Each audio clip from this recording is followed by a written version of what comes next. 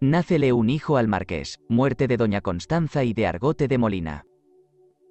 Desde este instante se puede decir que no hubo día sereno para Gonzalo Argote, pues en el curso de pocos años experimentó aquella serie de desgracias que le enajenaron el juicio. La marquesa doña Mariana dio al marqués de Lanzarote un niño en 1594, y este suceso, que había llenado de gozo a todos sus vasallos, fue para Argote funestísimo, puesto que en lugar de aspirar a la sucesión del Estado, como hasta allí, se halló en la triste necesidad de emprender contra su suegro algunos litigios por los 10.000 ducados de la dote de doña Constanza. Poco tiempo después falleció en el palacio de Lanzarote esta señora, dejando en edad pupilar sus 3 hijos, don Agustín de Herrera, don Alonso de Saavedra y doña Isabel de Mendoza. En esta rara afectación, que prevalecía entonces, de repartir entre los hermanos los diversos sobrenombres de sus ascendientes, se echa menos el apellido de Cabrera. Se había erigido en la isla de la Gran Canaria una real audiencia o tribunal de apelaciones, que conocía de las islas de señorío en segunda instancia. Y Gonzalo Argote de Molina, que se había transportado a él en seguimiento de los derechos de sus hijos contra el estado de Fuerteventura y Lanzarote, murió allí pobremente, después de haber perdido las esperanzas de la herencia y el juicio. Está sepultado, este insigne y erudito varón, en el Hospital de San Martín de la ciudad de Las Palmas de Canaria.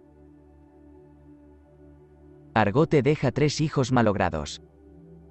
No dejaron sus hijos de contradecir por medio de su apoderado Juan Gopar, la posesión que la marquesa doña Mariana aprehendió del cortijo de Inaguadén y de los términos de Ye y Osela, luego que murió el marqués de Lanzarote como madre y tutora del segundo marqués don Agustín, pero todo fue en vano. Así, aquellos 3 jóvenes, endebles, huérfanos y desheredados tomaron el partido de transmigrar a la ciudad de Sevilla, de donde cierta tía suya les llamaba, y como en su navegación hicieron escala en la isla de la Madera, tuvo doña Bernardina de Cabrera la satisfacción de estrechar entre sus brazos a unos nietos que amaba como abuela y que detestaba como monja penitente. Luego que llegaron a Sevilla los hijos del conde de Lanzarote, y provincial, murieron todos 3 de una enfermedad pestilente. Doña Bernardina pretendía recoger desde el centro de la clausura sus derechos y acciones, como últimas cenizas de sus amores, y envió a Lanzarote cierto religioso franciscano con las credenciales del monasterio. Pero como los actores de este proceso tenían algo de extraordinario, todo paró en que el segundo marqués satisficiese a sus demandas con decir que los bienes del Estado eran vinculados. Sin embargo, el cortijo de Tinte siempre fue reconocido como perteneciente a la parte de Gonzalo Argote. Liberalidades del marqués de Lanzarote. Lo cierto es que el marquesado de Lanzarote hubiera permanecido más floreciente, si don Agustín de Herrera el primero hubiese sido menos pródigo, o si, usando de la facultad real que había obtenido en 1568, hubiese fundado mayorazgo para sostener con decoro el lustre de su dignidad. Pero, aunque posteriormente en la causa célebre de la sucesión del Estado se supuso con bastante verosimilitud esta vinculación, es constante que no se hizo y que todas sus grandes liberalidades deben reputarse por otras tantas disipaciones. Nuestro marqués fue en esta parte el Alejandro de las Islas. Y por más que haya de parecer insípido tejer en esta historia la tabla cronológica de sus dádivas y mercedes, como no es fácil trazar una idea cabal del carácter de su gobierno sin mencionar las principales, no es de omitir que no hubo empleos, oficios, heredamientos y aun islas enteras que no distribuyese entre sus vasallos. Él hizo merced de la isla de Santa Clara o Montaña Clara a Juan de León Monguía, hermano de doña Bernardina de Cabrera y su mayordomo. De la isla de la Alegranza a Diego de Cabrera Leme, su gobernador. Y de la isla Graciosa al Cabildo de Lanzarote para propios. Dio el oficio de escribano público del ayuntamiento y de la guerra a Francisco Amado por 2 vidas. La vara de alguacil mayor a Arrieta de Betancourt, en aguinaldos un día de Reyes. El término del Jable a Pedro Clavijo Lavado, el de Tenezara a Juan de León, el de Emine a Pedro Díaz, la aldea de Montaña de Flores a Luis de Ayala, el territorio de Ye a Marcial Martín, etc., etc. Mas, entre todas estas famosas donaciones enriqueñas, ninguna quizá debería ser tan memorable por sus circunstancias como la que hizo de la Vega de Taiche a favor de un tal Gutiérrez, su vasallo. Este hombre había tenido la buena suerte de hallar en una de las playas de la ribera de Lanzarote una gran pella de ámbar gris que, según la común opinión de aquellos tiempos, se llamó una ballena de ámbar, y como el marqués, que se creía señor absoluto de mar y tierra, se la usurpase violentamente, tuvo modo Gutiérrez de pasar a Madrid, en donde, manifestando el agravio que se le hacía, obtuvo despacho para que el marqués le satisficiese todo el valor del ámbar. Hízosele este pagamento con la referida vega de Taiche, parte de la dehesa de Ye y del cortijo de Inaguadén con otros territorios. Tanto aprecio se hacía entonces de aquella droga que hoy no se puede oler. Es muy frecuente que las imprudentes profusiones de un señor paren por último en oprimir al común de sus vasallos con el rigor de los impuestos, y aunque es verdad que el marqués de Lanzarote, exigiendo con exactitud el derecho de quintos, no hacía ninguna injusticia a los isleños, sin embargo es constante que estos empezaron desde entonces a murmurar de que las cobranzas se ejecutaban con tiranía, lamentándose de que los quintadores se excedían del antiguo arancel. Cierta anécdota que prevaleció algún tiempo en el Estado, no atribuía al marqués todo el influjo. Se aseguraba que Pedro de Ponte, su suegro, fundador del mayorazgo de Adeje en Tenerife, le había enviado a decir con un criado: procurase tomar la contribución de quintos dándoles la posible extensión, para no dejar criar demasiado pelo a sus vasallos. Como quiera que fuese, las dos islas de Lanzarote y Fuerteventura, que quizá habían hallado apoyo en el capitán general don Luis de la Cueva, se alteraron terriblemente. Pero el amor reverencial que profesaban al marqués, la necesidad de fortificar las islas contra los enemigos de la corona y, sobre todo, el conocimiento de que el erario del Estado se hallaba tan extinguido, que cuando don Agustín de Herrera falleció estaba adeudando en más de 50.000 pesos. Todo esto, digo, desarmó el furor de los malcontentos por entonces y los hizo parecer más sumisos, bien que estas chispas, mal apagadas, saltaron algún tiempo después de entre las cenizas, excitando aquellas largas contestaciones sobre el verdadero origen del derecho de quintos, de que trataremos más adelante. Muerte del marqués de Lanzarote, su elogio. La muerte de don Agustín de Herrera y Rojas, primer conde y marqués de Lanzarote, sucedió en la villa capital de Teguise, a 18 de febrero de 1598, no por efecto del contagio pestilencial que, comunicado desde la Madera, se había introducido a la sazón en aquella isla, sino de resultas de una enfermedad crónica y dilatada. Fue a la verdad este personaje un caballero dotado de todas las excelentes cualidades que hacen el verdadero mérito de un hombre del mundo, y quizá ningún canario le excedió en generosidad, en valor, en grandeza de alma, en nobleza de pensamientos, en actividad y en conducta. Cualquiera que hiciere algunas reflexiones sobre las costumbres actuales de nuestros isleños se deberá admirar del continuo movimiento en que vivió el marqués y de la poca pereza con que iba a donde quiera que le llamaba la reputación y el honor. Hémosle visto, ya rechazando con su espada las naciones enemigas que invadieron a Lanzarote, ya persiguiendo los piratas que infestaban sus mares, ya buscando a los moros en las costas de Berbería, ya reduciendo la isla de la Madera a la obediencia de la corona de España, ya en Madrid, ya en Canaria, ya en Fuerteventura. Sus mismos vasallos, a quienes mandó más bien como soberano absoluto, que no como simple señor territorial, estimaron tanto sus prendas que lloraron su falta. Finalmente, yo entiendo que, si los defectos y passions de don Agustín de Herrera fueron comunes en su siglo, no lo fueron sus virtudes patrióticas. Sin la muerte de Teodoro Espelta sería su memoria más venerable. Don Agustín de Herrera, segundo marqués de Lanzarote. Quedó a don Agustín de Herrera y Rojas, segundo marqués de Lanzarote, su hijo legítimo y único sucesor, en la tierna edad de 4 años. Habíale dado al mundo doña Mariana Enríquez Manrique de la Vega, su madre, en la ciudad del Funchal de la Madera, en ocasión que transitaba desde Lanzarote a Madrid, estando encinta. La pompa con que le bautizaron en la iglesia de la Encarnación fue mucho tiempo memorable.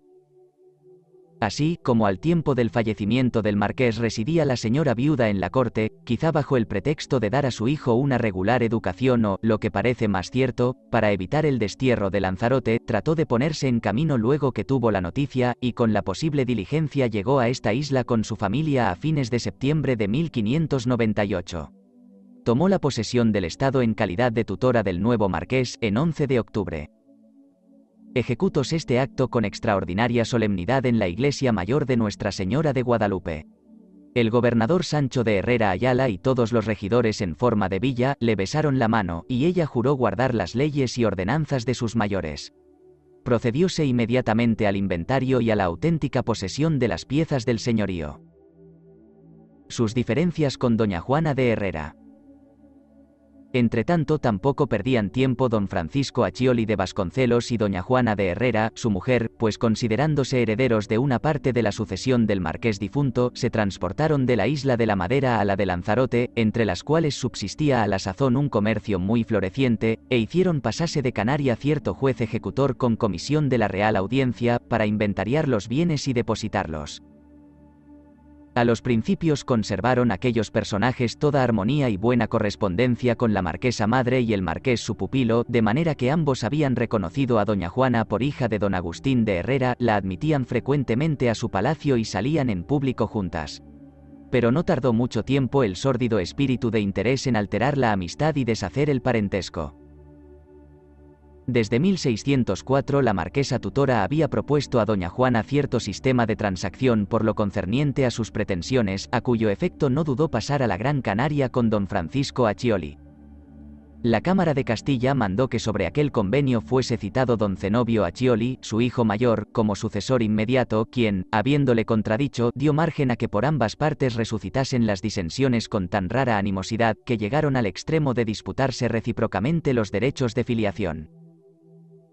La marquesa probó, con un furioso número de testigos, que doña Juana de Herrera era hija legítima de Teodoro Espelta, genovés. Y por parte de doña Juana se hizo otra indecorosa información, en la que se pretendía demostrar, con 8 testigos contestes, que deponían como cosa notoria de pública voz y fama, no haber sido nunca reputado el hijo de doña Mariana Enríquez de la Vega por hijo del primer marqués difunto, sino de otra persona diferente. Fundábase principalmente esta presunción en la circunstancia de que el marqués, al tiempo de su segundo matrimonio, no solo era muy viejo, sino sujeto a 3 especies de achaques que le imposibilitaban para ser padre verdadero. Carácter de su gobierno. Esta atrevida probanza, que se fraguó en la ciudad del Funchal de la Madera, y en la que declararon algunas monjas y beatas, no era muy a propósito para reconciliar los ánimos enfurecidos. Así vemos que las desavenencias duraron algún tiempo y que estas lides judiciales, que en lo sucesivo se multiplicaron maravillosamente, fueron las grandes campañas que distinguieron el gobierno del segundo marqués de Lanzarote. En efecto, la educación afeminada que en aquella isla le dio su madre la marquesa, de cuya tutela y ciega sumisión jamás pudo salir, el predominio que ella había tomado sobre el carácter indolente de su hijo, la poca experiencia en el manejo de los negocios del Estado y otras circunstancias adversas, ocasionaron un perenne manantial de embarazos y discusiones litigiosas, a que el clima de las Canarias es propenso, y de que solo haremos aquí un ligero resumen. ¿Acaso será el más digno de nuestra consideración, por haber subsistido hasta estos tiempos, el gran pleito sobre la percepción de quintos? El señor Gilimón de la Mota, fiscal del Consejo de Hacienda, representó a S.M., en 13 de septiembre de 1608, que los poseedores de las 4 islas de señorío en las Canarias afectaban tomar un derecho de quintos de todas las mercaderías que se exportaban, sin ninguna facultad para ello, y como en su consecuencia se mandase que el doctor Chávez de Mora, regente de la Audiencia de Canaria, pasase a pedir a los interesados los títulos y que, entre tanto, tratase de secuestrar aquella renta, se ejecutó esto último. A pesar de la apelación de la marquesa tutora al Consejo Supremo de Castilla, y se hizo una terrible probanza con los malcontentos del gobierno. Estos vasallos, poco impuestos en los derechos fundamentales de sus señores, no dudaron asegurar que los quintos se aprehendían sin justo título, y que habían tenido principio en tiempo del primer marqués por instigación de don Pedro de Ponte, su suegro, en lo que solo consintieron por 3 años, oprimidos de su gobierno tan arbitrario como despótico. No era difícil que la marquesa desvaneciese esta nube de equivocaciones e hiciese evidente la mala fe de sus contrarios, manifestando que el derecho controvertido había nacido casi con el Estado desde los días del señor Juan de Bethencourt, su primer conquistador. Por tanto, obtuvo en el Consejo una sentencia favorable por la que se declaró no haber lugar el cobro pedido.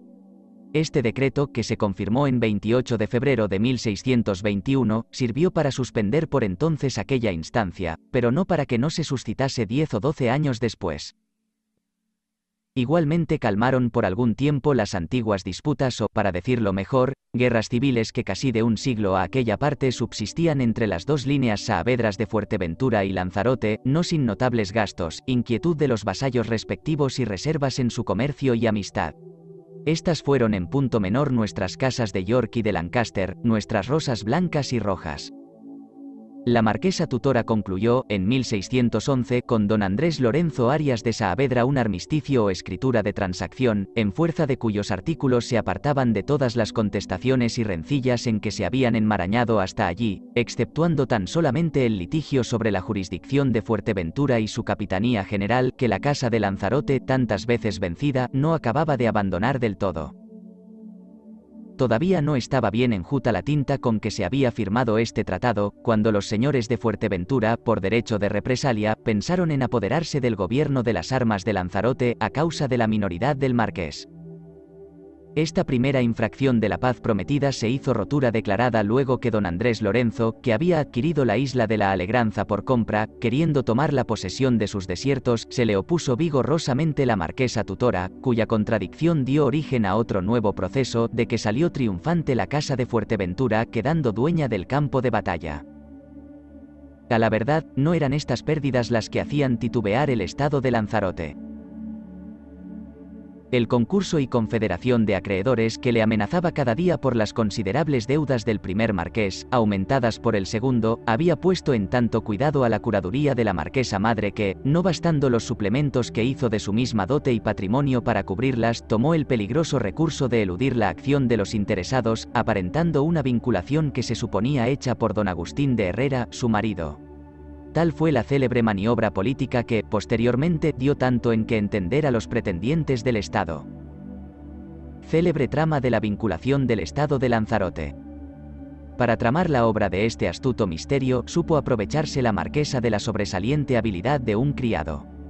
Francisco Amado, que en la realidad no solo era su agente, sino su primer ministro, tenía la ventaja de ejercer el oficio de escribano de guerra y del ayuntamiento de la isla, cualidades todas que le daban la proporción necesaria para hacer a sus amos aquel servicio.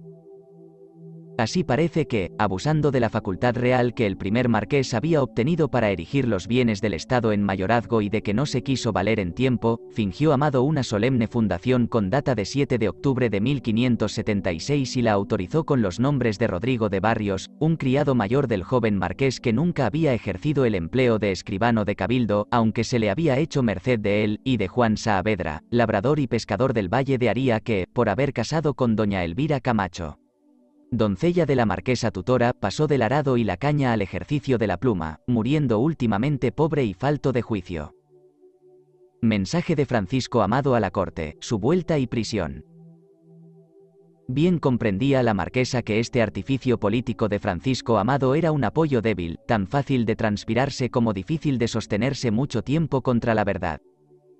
Por eso trató de enviarle a la corte en 1611, con instrucciones relativas para obtener nueva facultad de vincular el Estado. Estas pretensiones iban recomendadas de 15 cajones de azúcar y varias confituras para el famoso duque de Lerma, primer ministro de Felipe III y pariente de la casa de Lanzarote. Francisco Amado residió 6 meses en Valladolid, sin que el duque le despachéis, morosidad que después lamentaron los nietos de aquel prócer, ya entonces próximo a su caída, y al término de un año volvió con las manos vacías a Lanzarote, desde cuya época empezaron sus remordimientos y sus desgracias. Porque los marqueses, a quienes no dejaba de infundir sobrados recelos la conducta de un vasallo atrevido que, creyéndose ente necesario, amenazaba a sus mismos amos, diciendo, que ya les tenía puesto el pie sobre la cerviz, determinaron asegurarse de su persona, arrestándole bajo el pretexto de que había desmantelado el castillo de Guanapaya y usurpado cierta porción de madera depositada en él. Viéndose Francisco Amado en una dura prisión, soltó todos los diques al sufrimiento y, sin miedo de deshonrar su fidelidad y religión, publicaba a voces que los marqueses le remuneraban muy mal el considerable servicio que les había hecho, libertando su estado de la irrupción de los acreedores con escrituras falsas y mayorazgos aparentes. Estas declamaciones, que llenaban la isla de escándalos, no sirvieron sino para agravarle las prisiones, y como la cárcel pública en donde estaba era demasiado estrecha, perdió la salud y desfalleció tanto que recibió para morir los sacramentos de la Iglesia. Tal era la triste situación en que se hallaba, cuando, enviando a llamar a Álvaro de Armas, mayordomo de la marquesa, y haciéndole sentar en un banquillo junto a la cama, le dijo casi con lágrimas en los ojos las proposiciones siguientes: «Señor Álvaro de Armas, exprésele vm. A mi señora la marquesa, que me paga muy mal mi buena voluntad y mis servicios, que su señoría bien sabe que si no fuera por mí, no tendría ya estado, y todo estaría rematado y vendido, que plegue a Dios no me lleve a mí el diablo por 2 escrituras que le hice, con que ha libertado a su hijo de la pobreza. En fin, que no ignora cómo por ella fui a España, sirviéndola en cuanto he podido. ¿Y por último me dan este pago? ¿Y me tienen aquí pereciendo en mi vejez? ¿Piensan matarme? Pues Dios me ha de acudir. Intentos de la marquesa madre contra su propio hijo. Cuando Álvaro de Armas llevó este mensaje a la marquesa, la encontró sentada a la mesa con su hijo, y solo respondió que aquel impostor y falsario no saldría de allí sino para la horca. Sin embargo, es constante que procuró darle buenas esperanzas secretamente, y que al cabo de 3 meses salió de la prisión, quizá más osado y menos circunspecto de lengua que antes. Lo cierto es que la marquesa tutora no andaba muy consiguiente consigo misma y que, cuando venían a la carga los acreedores, se cubría con el escudo de la pretendida vinculación, reservándose decir que el Estado era libre, mientras arrullaba en su imaginación la idea de poder sobrevivir al marqués su hijo, y heredarle. En prueba de ello, se echó de ver al tiempo que su ilustre pupilo adoleció gravemente en Canaria, a donde habían transitado los dos en seguimiento de sus memorables litigios, que luego que la Junta de Médicos desahució al enfermo, formó otra Junta de Letrados, quienes decidieron rotundamente que la señora marquesa madre era heredera legítima del Estado de Lanzarote, por componerse este de bienes libres. Este oráculo que el obispo don Francisco Martínez, los oidores e inquisidores apoyaban siempre que la visitaron con el referido motivo, consoló y aun lisonjeó tanto el ánimo ambicioso de doña Mariana Enríquez, que de allí en adelante se complacía visiblemente en darlo a conocer a todos los sujetos de su confianza. A tal extremo de delirio llegaron estas monstruosas esperanzas que, despojándose la tutora de todos los sentimientos de humanidad y olvidándose de lo que debía a la casa de su marido y a los intereses del Estado que administraba, no receló persuadir en secreto a su hijo, que a la sazón tenía 12 años, tomase el hábito de San Francisco y profesarse vida monástica en aquel convento. Aunque el joven don Agustín de Herrera era imbécil, devoto y pusilánime por carácter y educación, no era a la verdad tan supersticioso ni tan falto de sentido común que dejase de comprender el absurdo. Así, tuvo bastante presencia de ánimo para resistir a las sugestiones de una madre imperiosa y para preferir el señorío de su tierra que Dios le había confiado, a la austeridad de la capucha para que no se hallaba con vocación. Pero la marquesa, no acertando a desistir de sus agradables ilusiones, procuró ganarse al licenciado Juan de Bettencourt, racionero de Canaria, capellán, ayo y maestro del marqués, interesándole en el empeño de que aconsejase a su discípulo se entrase fraile y renunciase al mundo con todas sus falsas grandezas. Atónito el buen capellán al oír propuesta tan extraordinaria, se excusó todo lo posible, advirtiéndola que si no sabía que no había otro heredero. ¿Cómo no?, replicó la mala madre, pues si mi hijo profesarse, ¿todos los bienes del Estado no eran míos? De este modo hacía caer la ambición a la marquesa en las mismas imprudencias que castigaba en Francisco Amado.